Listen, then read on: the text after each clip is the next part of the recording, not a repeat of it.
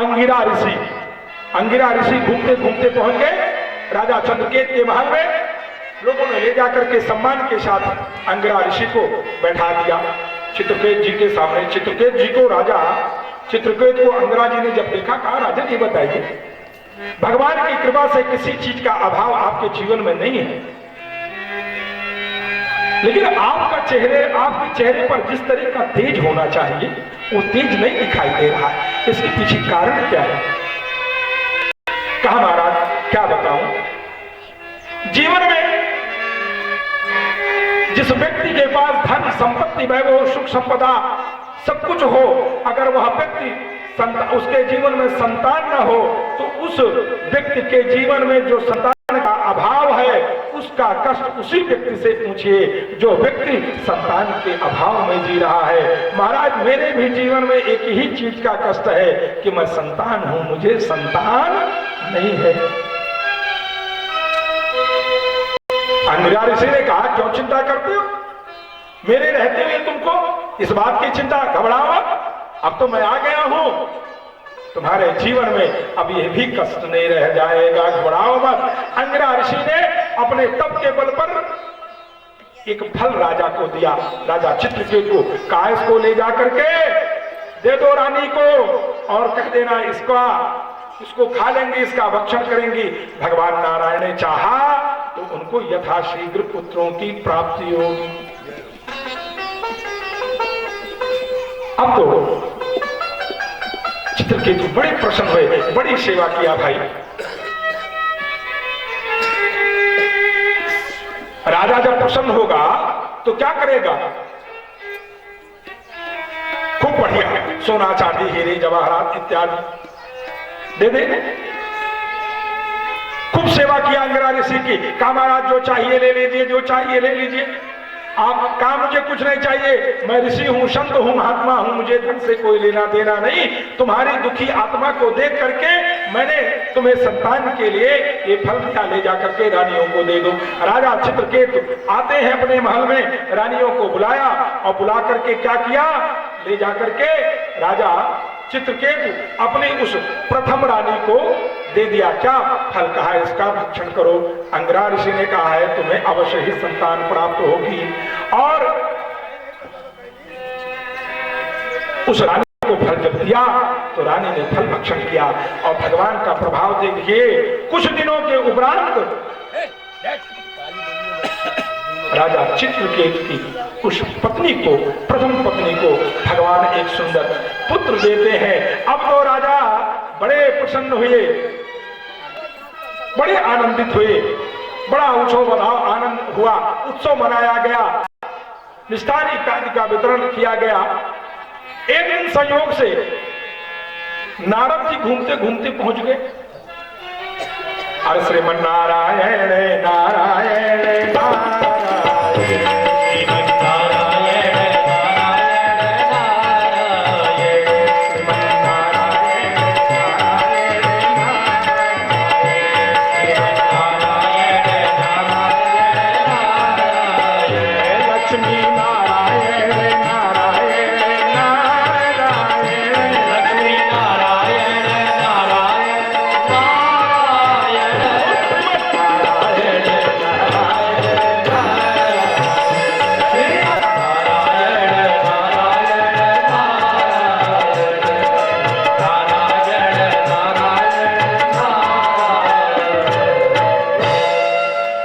नारायण पहुंच गए। किसके पास, राजा चित्रकेत की रानियों के पास।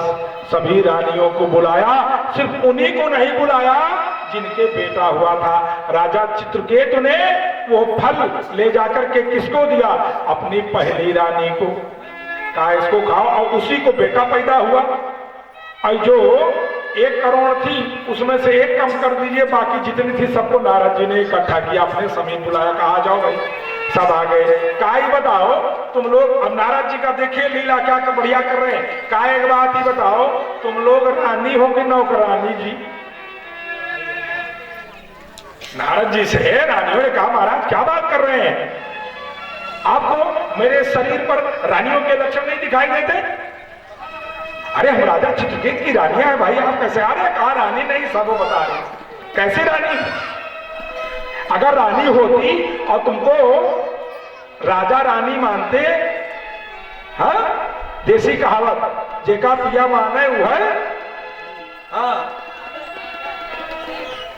कहा अगर आपको रानी ही मानते तो जो फल अंगिरा ऋषि ने दिया था कोई जरूरी था पहली रानी को देते, उसमें से थोड़ा थोड़ा थोड़ा थोड़ा थोड़ा थोड़ा थोड़ा आज सबको देते और सबको बेटा होता। इसका मतलब तुम लोग नौकरानी, रानी वही पहली वाली जिसको फल दिया जिससे बेटा हुआ। रानी ने कहा महाराज क्या बात करते हो? हाय रे नारद, क्या कहना, ऐसा बढ़िया मामला फिट किए। कहा एक बात बतावे। कहा दुनिया चाहे तुमको रानी कहे लेकिन मैं जब तक रहूंगा तुमको नौकरानी ही कहूंगा। रानियों ने कहा क्या बात कर रहे हो? कहा मैं नष्ट होने वाला नहीं हूं, मैं चारों युगों में रहा हूं, रहूंगा, मुझे कोई समाप्त नहीं कर पाएगा। आजो गली गली नारद कह रहा हो। तुरंत रानियों ने कहा महाराज क्या किया जाए? कहा न रहा बांस, न बने बांसुरी, और न बने बांसुरी कन्हैया लाल न बजे बांसुरी। कन्हैया लाल जी हमारे बनारस से चल के आए, बड़े सुंदर बांसुरी वादक है, हमारे साथ कथा में अक्सर आप बजाया करते हैं, बड़े कुशल ज्ञानी व्यक्ति हैं। तो कहा न रहे बांस, न बने बांसुरी, न बजे बांसुरी। रानियों ने कहा करना क्या होगा? कहा एक बात बतावे, अगर पटरानी नहीं बनना चाहती हो मेरी निगाह में तो एक काम करो, ले जा करके जहर मंगाओ और जहर ले जा करके उसी बेटे को दे दो जिस रानी से पैदा हुआ है। बेटा उन्हें नहीं रहेगा तो जैसे तुम वैसे। वाह वाह नारद, क्या कहना, ऐसा बढ़िया उपदेश दिया कि रानियों ने न आओ देखा न ताओ। स्त्रियों के बारे में कहा गया क्षणे रुष्टा तमे सुष्टा, तुरंत क्षण भर में कहिए तो क्या कहना, दुजनी पहुंच जा है ये दिन भर पौड़ी नागी देवरी तो हो तू ही सब बस दुई बार संध्या की क्या कहना। घमासान पति देव देवर जेठ उस सभा के कुर्सी लगाए देख रहे महाभारत घर में मचा और 5 मिनट में समझा दी नहीं नहीं ऐसा नहीं करना चाहिए, ये आपकी बहन की तरह है, प्रेम से रहो। फिर कहा 5 मिनट में रोने लगे। हम उनके बारे में करें जो कथा सुनने नहीं, आप लोग तो बड़ी साधु हैं, आप लोगों को नहीं कर रहा हूं, आप लोगों के साथ ऐसा नहीं, उनके साथ है जो सुनने नहीं आए। अब तो नारद जी की बात को मान करके उन रानियों ने फल मंगाया और फल मंगा को जहर मंगाया, जहर मंगा करके क्या किया, राजा चित्रकेत के उस बेटे को जहर दे दिया और जहर से खाया हुआ बेटा ई लोके सुखम भूत्वा पर लोके तुरंत बेटा पिया। जहर का प्रभाव पड़ता है और शरीर छोड़ता है, क्षण भर में देखते देखते वह इस संसार को छोड़ करके परलोक को सुधार जाता है।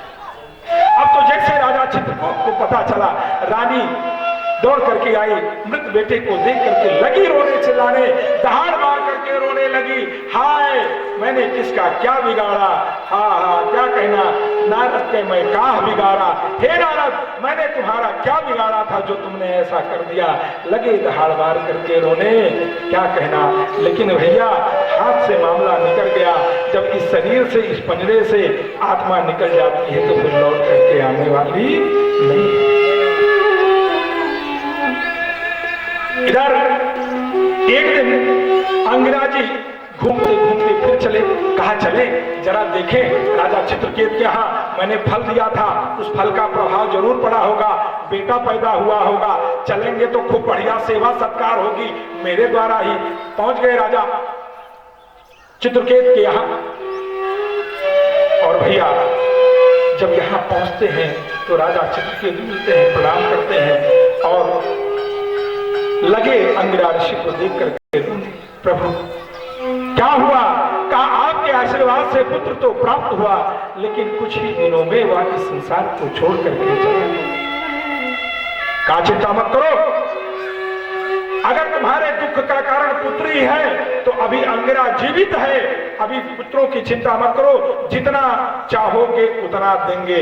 लेकिन एक बात ध्यान रखना, एक पुत्र दिया तो इतना कष्ट, अगर फिर पुत्र चाहोगे तो पुनः इसी पुत्र में, पत्नी में, वित्त में, कलत्त में, इष्ट में, मित्र में फंसे रहोगे, फिर जीवन का उद्धार होने वाला नहीं है। अगर जीवन में उद्धार चाहते हो, भगवान के उस चरण कमल को प्राप्त करना चाहते हो, तो भगवान में अनुराग रखो, भगवान से स्नेह रखो, उसका स्मरण कीर्तन जाप करते रहो। इतना बढ़िया उपदेश दिया अंगिरा ऋषि ने। तो उन्होंने कहा महाराज अब मैं, राजा चित्रकेत ने कहा महाराज अब मैं शास्त्र को छोड़ दूंगा, इस महल को छोड़ दूंगा, मैं भी जा रहा हूं जंगल में, वहां पर भगवान की उपासना करूंगा। और खूब बढ़िया उपासना करते हैं और इन बढ़िया अपने लोक से एक रथ देता है और उस रथ पर बैठ करके तो राजा चित्रकेत चल पड़ता है किधर, शिवलोक के लिए, भगवान का स्मरण करने के लिए। भगवान शिवशंकर का स्तमन करते हुए चलता है, कहां पर, शिव कैलाश पर्वत की ओर।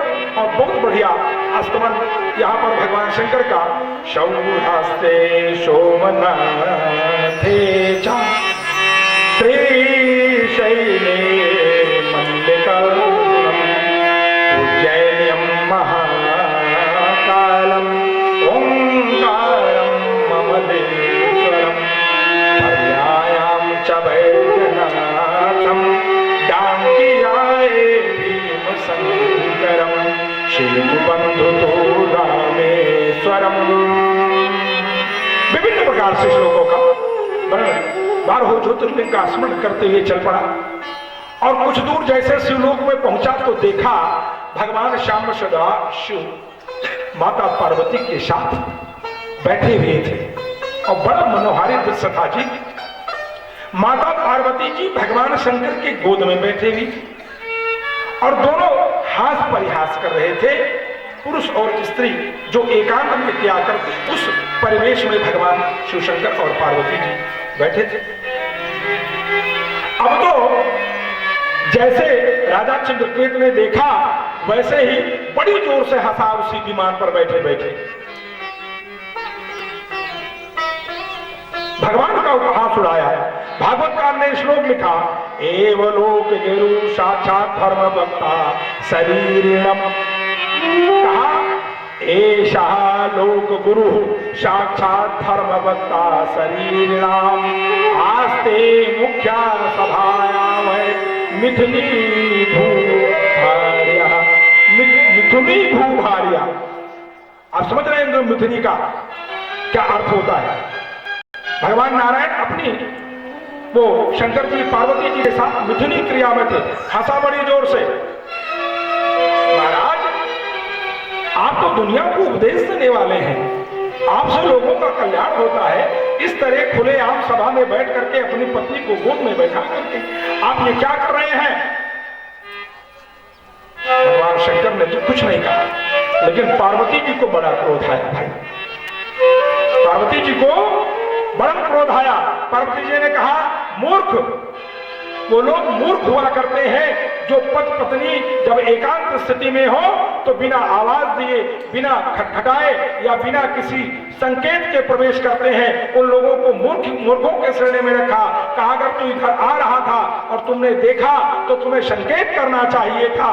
हम दोनों अपने पति और पत्नी के जीवन के उत्सर्ग का प्रयास कर रहे थे और तुमने देख करके ना संकेत किया, बल्कि तुम मेरी हंसी उड़ा रहे हो, मेरे पति की निंदा कर रहे हो। मैं तुमको श्राप देती हूं, जाओ तुम भावो। और राक्षस हो गया। क्या बढ़िया वर्णन। कहा बारंबार आग्रह किया, माताजी मुझसे गलती हो गई। कौन? राजा चित्रकेतु। यही राजा चित्रकेतु अगले जन्म में कौन हुआ? वृत्तासुर हुआ। और उस समय उसने भगवान से प्रार्थना की, शंकर जी से, माता पार्वती से, हे माता जी मेरी रक्षा करिए, मुझसे उद्दंडता हो गई, मैंने गलती किया, मैं राक्षस तो होऊंगा, मेरा उद्धार कैसे होगा? उस उद्धार की स्थिति बताइए। कहा उद्धार तुम्हारा होगा, राक्षस तो तुम होगे, लेकिन जब देवताओं के द्वारा मारे जाओगे तो अंत में तुम्हारे मुंह से भगवान नाम अवश्य निकलेगा। इसीलिए उस वृत्तासुर ने कहा आजात पक्षायुव मातरम खगा। क्या बढ़िया बात। आज वो वृत्तासुर जो अजात पक्षायु मातरम खगा बोलता है, भगवान का स्तवन करता है, वो राजा चित्रकेतु था पूर्व जन्म में, और माता पार्वती के श्राप के कारण क्या हुआ था? राक्षस हुआ था। और माता पार्वती ने आशीर्वाद दिया था मरते समय भगवान नाम संकीर्तन करोगे, इसीलिए मरते समय उसने भगवान के लिए एक श्लोक पढ़ा। इसी बात को राजा परीक्षित से सुखदेव जी भगवान ने बताया।